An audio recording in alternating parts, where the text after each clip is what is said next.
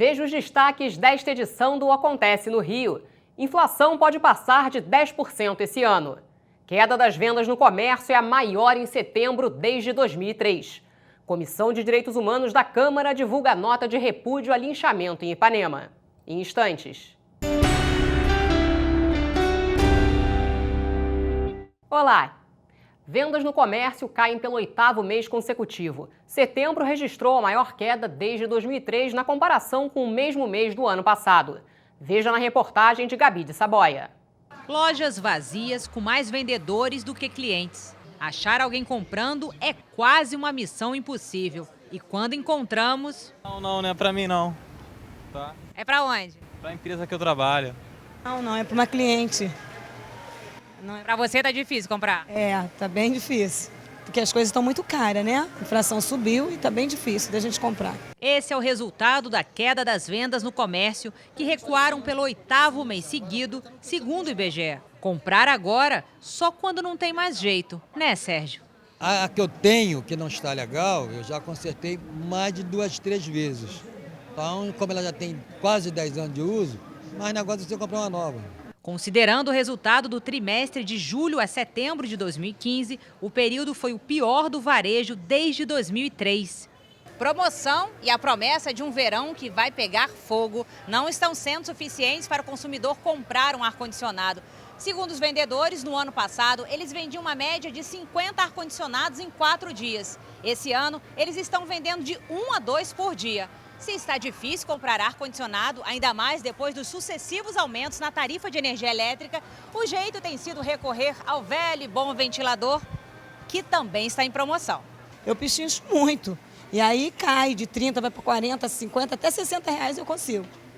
Eu consigo, pelo menos consegui com eles. A queda nas vendas tem fechado muitas lojas. Aqui no centro da cidade, são mais de 600 que foram fechadas nos últimos 6 meses.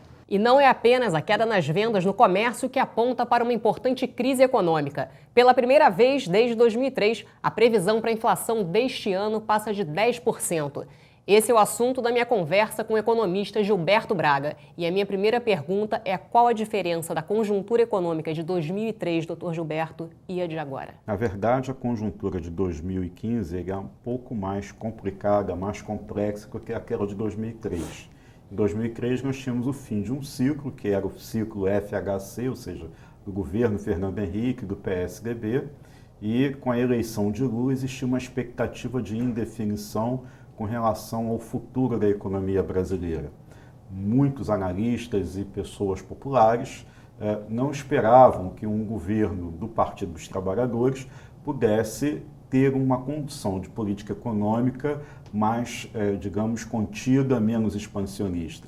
E foi o que acabou acontecendo, ou seja, o governo foi bem e a economia pôde avançar. Entretanto, de 2003, 2004 até 2015, os avanços conquistados que se reverteram em melhoria da qualidade de vida foram todos comprometidos no fim do primeiro mandato da presidente Dilma e estouraram no descontrole econômico agora no início de 2015, um ano após a sua reeleição.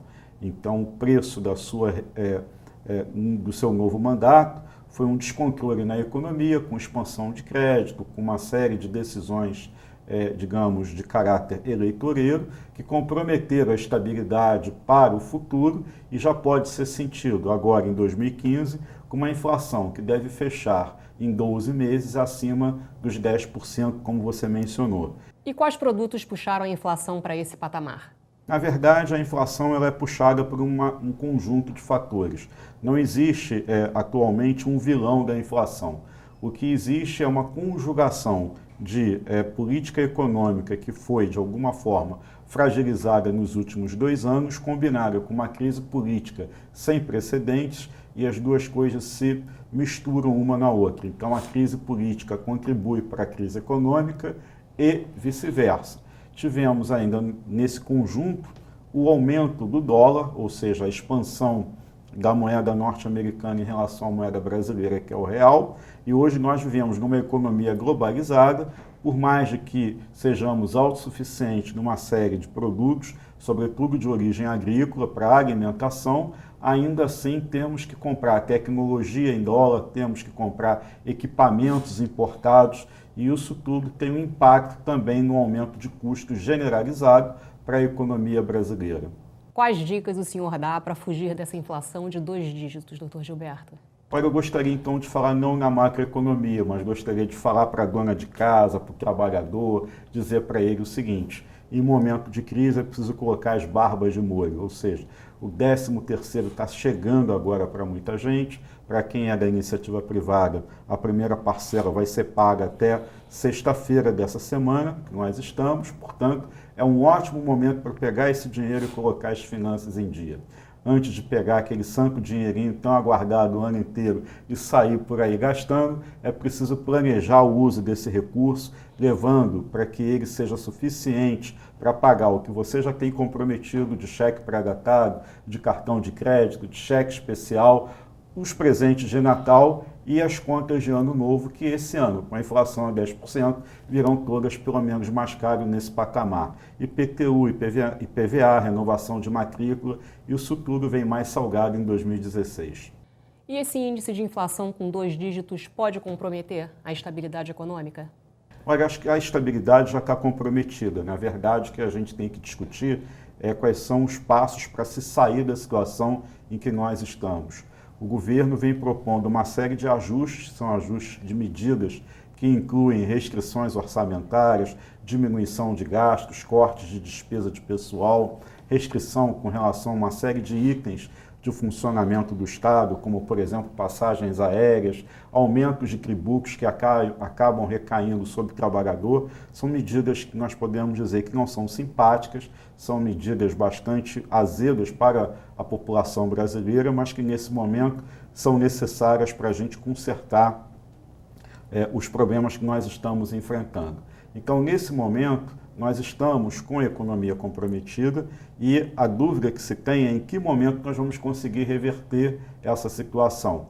Então, se fizermos o dever de casa, ou seja, os ajustes forem todos aprovados e a questão política parar de atrapalhar um pouquinho, existe uma chance da situação melhorar em 2016. Se isso não acontecer, somente em 2017. Pois é, doutor Gilberto, você e os economistas falam de uma melhora para o ano que vem, mas existe alguma chance do desempenho econômico ser pior para 2016? Pior é difícil. Nós estamos no fundo do poço. Eu também estou projetando uma melhora. Agora, é preciso entender que uma melhora significa uma economia ruim em 2016, mas não tão ruim quanto em 2015. Então melhora porque piora menos, não melhora porque ficou bom. Ou seja, a gente não vai ter crescimento da economia, não vai ter geração de empregos, PIB crescendo, preços estabilizados, a dona de casa quando for ao supermercado vai ver os itens mais caros. Isso tudo vai continuar acontecendo em 2016, só que num ritmo um pouco menor. Normalmente a recessão vem acompanhada de deflação. Por que no Brasil a recessão vem acompanhada de inflação, doutor Gilberto? Porque, na verdade, nós temos uma série de imperfeições. Então, nem tudo aquilo que a teoria determina é o que acontece na vida prática, no mundo real. Então, nós temos um grande complexo econômico, que nós temos uma série de dependências do governo, e como o governo se desarrumou, então nós não podemos querer que a iniciativa privada vá bem. O governo está desorganizado dentro da gestão da coisa pública e, por conta disso, se compromete o restante da economia. Temos também que nós precisamos de investimento. Boa parte dos investimentos brasileiros precisam ser feitos em infraestrutura. E a infraestrutura é exatamente o setor que está em crise, abalado pelas denúncias de corrupção no país, na Operação Lava Jato, envolvendo empresas como a Petrobras, e os grandes incorporadores, os grandes construtores que tocariam essas obras de infraestrutura estão todos abalados por esse problema político, criminal que nós estamos enfrentando. Então, enquanto essa questão não for definitivamente equacionada, enquanto não houver um direcionamento no sentido de uma solução concreta, é difícil esperar que nós possamos ter um comportamento tradicional das outras economias. As nossas imperfeições nos levam a ter uma economia em crise e completamente desestabilizada. Comissão de Direitos Humanos da Câmara condena linchamento em Ipanema. O crime aconteceu na manhã de domingo. O vendedor de gelo, Fabiano Machado da Silva, foi brutalmente espancado após discutir com 2 mulheres e morreu. A polícia investiga o crime. Em nota, a Comissão de Direitos Humanos da Câmara manifestou expresso repúdio ao linchamento, um ato que fere os princípios de um Estado democrático de direito. A comissão afirma ainda que vai acompanhar o caso para que os autores sejam exemplarmente punidos. Comissão promove debate público na Câmara para discutir racismo e preconceito. O debate foi presidido pela vereadora Tereza Berger. O nosso tema de hoje, especialmente, visa debater e encontrar caminhos para combater o preconceito, a intolerância e o racismo. Durante o debate, a parlamentar lembrou do ataque terrorista em Paris, que matou mais de 120 pessoas na última sexta. Nós temos a convicção que o ódio, o preconceito, a intolerância, a crueldade se fez presente neste atentado terrorista que ceifou a vida de tantos inocentes. O presidente da Federação Israelita demonstrou preocupação com a entrada livre de refugiados aqui no Brasil. O governo brasileiro tem uma regulamentação que aceita a entrada de qualquer pessoa estrangeira que se diga refugiado. Entra sem qualquer pergunta ou pesquisa adicional. Já o presidente do Conselho Estadual dos Direitos do Negro fez denúncia de perseguição às religiões de matrizes africanas no Complexo do Dendê. Não existe mais uma casa de matriz africana, de Umbanda, Candomblé, seja lá o que for, no Morro do Dendê, o Complexo do Dendê. As pessoas não podem trafegar lá com as suas contas, com nada. E o Acontece no Rio fica por aqui. Você pode rever este e outros programas no nosso site. Acesse câmara.rj.gov.br. Até amanhã.